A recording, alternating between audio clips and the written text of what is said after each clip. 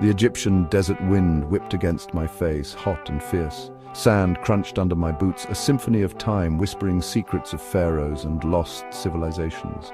Looming ahead, colossal and imposing, stood the pyramids of Giza.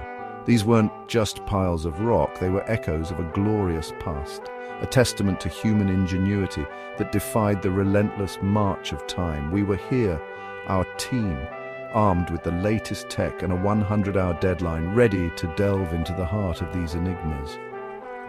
Our base camp, a hive of activity, buzzed with anticipation. Archaeologists huddled over maps, their fingers tracing the paths of ancient kings.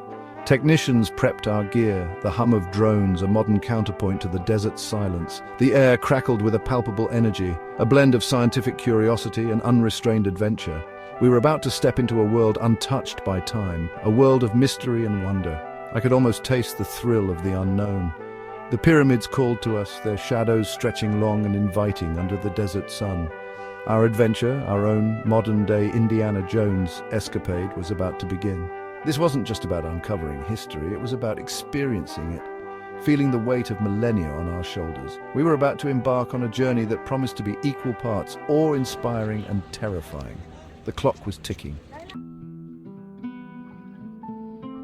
Our first target, the Great Pyramid of Giza, a monument to King Khufu. Even seasoned explorers like myself couldn't help but feel dwarfed by its sheer scale. The entrance, guarded by the enigmatic Sphinx, seemed almost small against the massive stone blocks. It felt like stepping into the mouth of a giant, the air thick with the dust of ages. We navigated through narrow passageways, the beam of our headlamps dancing across the rough-hewn walls. Hieroglyphs, intricate and mysterious, whispered tales of gods and kings. The air grew heavy, the silence broken only by our own breathing and the occasional flutter of bats disturbed by our presence. The weight of history pressed down, a tangible reminder of the countless souls who had walked these passages before us. Then we reached it, the Grand Gallery. This wasn't just a corridor, it was a feat of engineering, its massive granite slabs fitted with a precision that defied explanation. The air seemed to vibrate, charged with an unseen energy. Was it our imagination, or did we hear whispers echoing through the vast chamber? The ghost of Khufu himself, perhaps, guarding his eternal resting place. At the end of the gallery lay our goal, the King's Chamber, supposedly the final resting place of Khufu. Empty, save for a massive granite sarcophagus, it was eerily silent. The silence hummed with unseen energy, a palpable reminder of the mysteries still entombed within these ancient walls. Next, the Pyramid of Khafre beckoned. Slightly smaller than Khufu's tomb, it held a different kind of allure, an air of brooding mystery. Descending into its depths, we felt a palpable shift in energy. The air grew colder, damper, and the smell of stale earth filled our nostrils. Our headlamps illuminated the way, revealing chambers adorned with faded murals, depicting scenes of daily life in ancient Egypt. We reached a large chamber, its floor covered in sand and debris. And there, scrawled on the wall in charcoal, was graffiti. Not just any graffiti, mind you, but the markings of explorers from the 1800s. It was a humbling reminder that we weren't the first to be captivated by these ancient wonders. Their presence lingered in the air, their excitement echoing through the ages. Local legend whispered of a hidden chamber beneath Khafre's pyramid, a portal to the underworld ruled by Osiris, the god of the dead. Was it just a myth, or did a kernel of truth lie buried beneath centuries of sand and stone? We were determined to find out.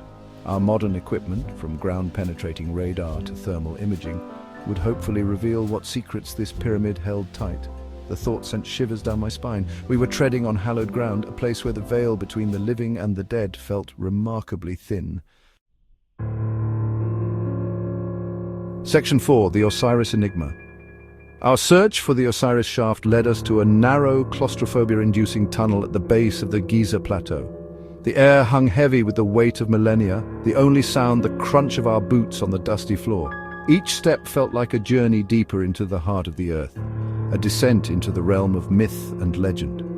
The tunnel opened into a large chamber, its ceiling supported by massive pillars. In the center, a rectangular shaft plunged into darkness. This was it, the legendary Osiris shaft, shrouded in mystery and whispered to be a gateway to the afterlife.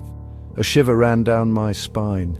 Was this the true purpose of the pyramids? Were they more than just elaborate tombs? As we descended deeper into the shaft, the air grew thick with anticipation. And then our headlamps illuminated a chilling sight.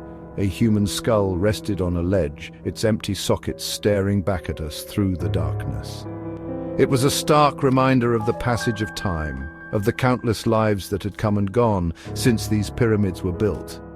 This wasn't just a skull, it was a tangible link to the past, a whisper from a civilization long gone.